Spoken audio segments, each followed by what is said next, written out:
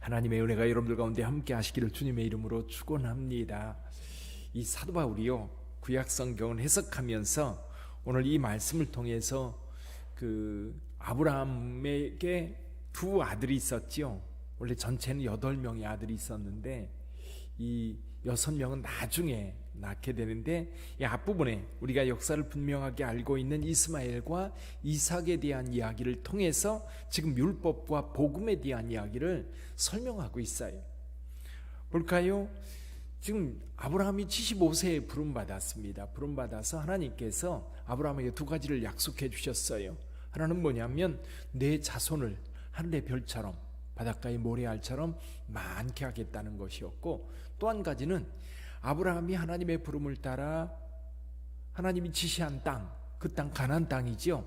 그 땅을 동서남북 바라봐라, 걸어봐라, 그 땅을 내 후손들에게 주겠다 약속을 하셨어요. 물론 아브라함의 생전 때 그 땅은 막벨라 굴, 고기만 주셨지요. 무덤으로 쓸 수 있도록. 근데 이제 자녀가 없습니다. 자녀가 없어서 오래도록 기다렸는데 하나님께서 다시 나타나셔서 내게 이 땅을 주겠다고 약속의 말씀을 하십니다. 그래서 아브라함이 이렇게 얘기하지요. 하나님, 제겐 자녀가 없습니다. 그래서 이 다메섹 사람 엘리에셀이 내 상속자가 될 겁니다. 그랬더니 하나님께서 아니라는 거예요. 텐트에서 장막에서 그를 데리고 나가서 하늘의 별들을 보면서 내 몸에서 난 자, 내 씨가 이 별들보다 많아질 거라고 약속을 하세요. 그래서 아브라함이 그것을 믿어요. 여호와를 믿으니 그 믿음을 의로 여겼다라고 하는 것, 이제 창세기 15장에 나오는 얘기지요. 그리고 또 시간이 흘러요. 아브라함은 답답한 거예요. 나이는 점점 더 먹어가고 아내도 그렇고. 그래서 이제 하갈이 이제 사라가 나섭니다. 도저히 자기를 통해서는 아이를 낳을 수 없고 아브라함의 씨라고 한다면 다른 여자에게서 나도 괜찮은 거 아닌가. 그래서 자기 여종이었던 이 애굽 사람 하갈을 아내로 내어줍니다. 그래서 낳은 아들이 이스마엘이지요. 이스마엘. 그런데 하나님께서 이스마엘이 아니라는 겁니다. 꼭 내 아내 사라에게서 난 자가 내 후사가 될 거라는 거지. 그리고 하나님은 이스마엘을 낳은 후 13년 뒤에 하나님께서 이삭을 주십니다. 누구를 통해서? 사라를 통해서.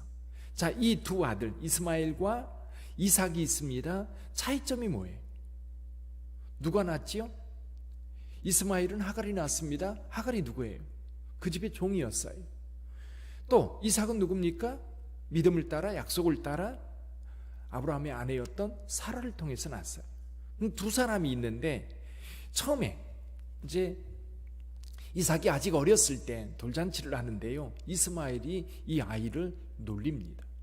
여기 그 얘기가 어디에 나오느냐 하면 29절에 나오는 겁니다. 29절에 그러나 그때 육체를 따라 난 자가 성령을 따라 난 자를 박해한 것 같이 이제도 그러하리라. 그때 이스마엘이 아이를 놀렸던 거거든요. 이것을 보고 사라가 내쫓으라고 얘기를 해요. 그래서 결국 30절 말씀처럼 여종과 그 아들을 내쫓으라. 여종의 아들이 자유 있는 여자의 아들과 더불어 유업을 얻지 못하리라 하였느니라. 근데 요거를 이거를 비유다 그러면서 하는 얘기가 뭐냐면, 지금 다윗 시대, 이 사도 바울 시대에 율법을 따라 살려고자 하는 자들, 그들은 여기 시내산, 그러니까 더 올라가서 아브라함에게 있어서 하갈의 아들 이스마엘, 그리고 시내산, 그리고 지금 현재 지금 사도 바울이 사는 시대에 예루살렘으로 대표되는 율법주의를 이야기하는 겁니다. 근데 이 율법주의는 약속을 따라 난 게 아니라 육체를 따라, 또 시내산 율법 자체도 인간의 죄악 때문에 하나님께서 최소한의 그 마지노선을 정해놓은 것이지, 우리 인간을 온전히 의롭다고 만들기 위해서 율법을 준 게 아니라는 거예요. 율법의 기능은 뭐예요?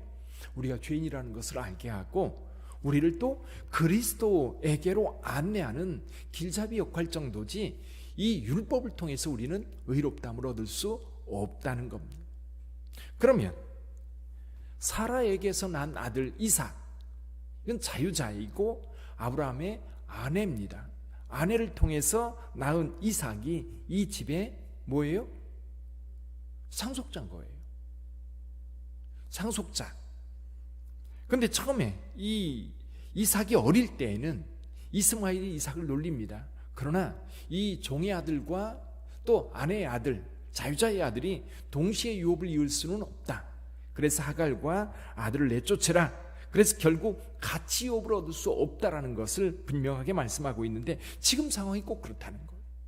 그래서 예루살렘에 대해서 사도 바울은 위에 있는 예루살렘 이야기를 합니다. 여기 26절에 보면 오직 위에 있는 예루살렘은 자유자니 곧 우리 어머니라.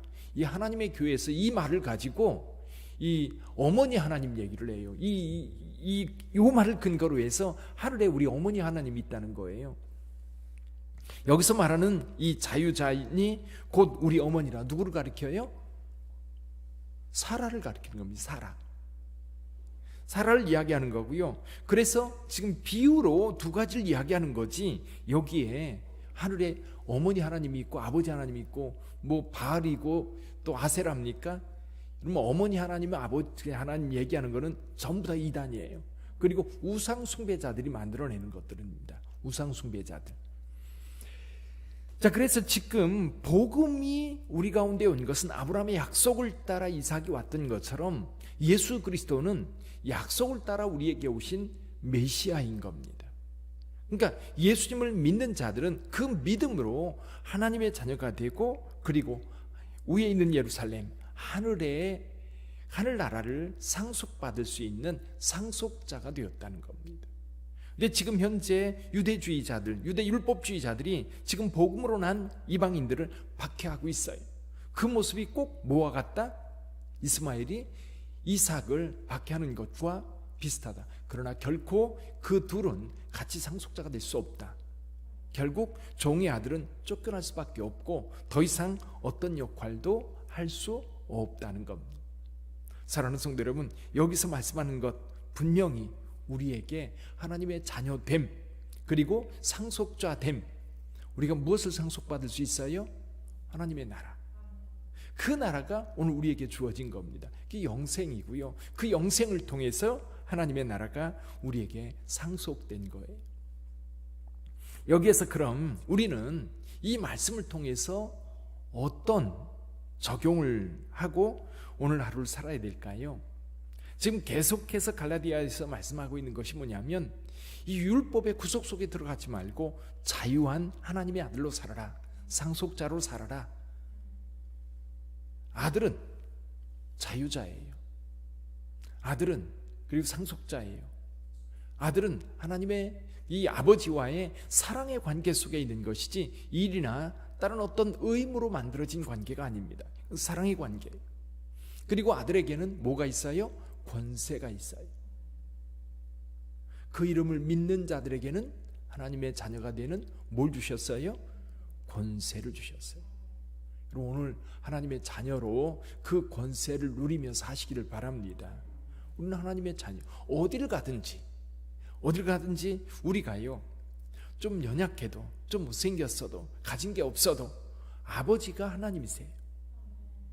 우리 아버지는 부자예요. 우리 아버지는 능력 있으신 분이에요. 그러니까 예수를 믿음으로 하나님의 자녀가 된 자들은 세상 속에서요, 주눅들어 살 필요 없어요. 뭐가 부족한 것처럼 늘 아까워하며 살 게 아니에요. 그렇죠? 쫀쫀하게 살 게 아니에요. 우리 하나님께서 우리 아버지 되신다면 그 풍성함과 그 당당함이 오늘 하루 여러분의 삶 속에 있어야 돼요. 직장에서도 그렇고요, 어디를 가든지 그렇고요, 좀 넉넉하게 사시기를 바래요. 좀 풍성하게 사시기를 바래요. 좀 당당하게 살기를 바래요. 왜? 우리 하나님의 자녀니까. 그래서 사도 바울은 아빠, 아버지라고 부르라고 말씀하고 있어요. 아빠, 아버지. 이제는 그냥 아버지가 아니에요. 아빠, 친밀하게 그 아버지에게 이야기할 수 있고 구할 수 있고 간구할 수 있는. 이게 이제 자녀의 권세는 그런 겁니다. 아버지한테 맡긴 게 없어요. 이게 제가 볼 때도, 저도 이렇게 살아오면서 보니까요, 자녀만큼 부모에게 뻔뻔한 사람들 없는 것 같아요. 세상에 가장 뻔뻔한 게 자녀들인 것 같아요. 그렇죠? 엄마 아빠가 있는지 없는지 그런 거 상관하지 않아요. 내 필요한 거 있으면 무조건 요구하는 거예요. 물론 우리 인간의 삶에는 인간의 아버지 부모들은 부족한 게 많잖아요. 연약한 게 많으니까 자녀들이 원하는 거 다 못 해줘요. 그게 좀 아버지 된 내 자신이 조금 답답하지요. 근데 우리 하늘 아버지는 능력이 많으신 분이에요. 그래서 그분은 우리가 무엇이든지, 그래서 하나님 앞에 구할 때는요 좀 뻔뻔하게 구해도 괜찮아요. 무슨 얘기인지 아시겠지요? 어떤 분들, 그런 분들 계세요. 내가 이렇게 하나님 앞에 기도해도 되나? 기도하세요. 우리 하나님 앞에 이런 것까지 구해도 되나? 아니요. 우리 하나님은요 아버지 되시기 때문에 아버지에게 구하는 모든 것 아버지는 다 들으셔요.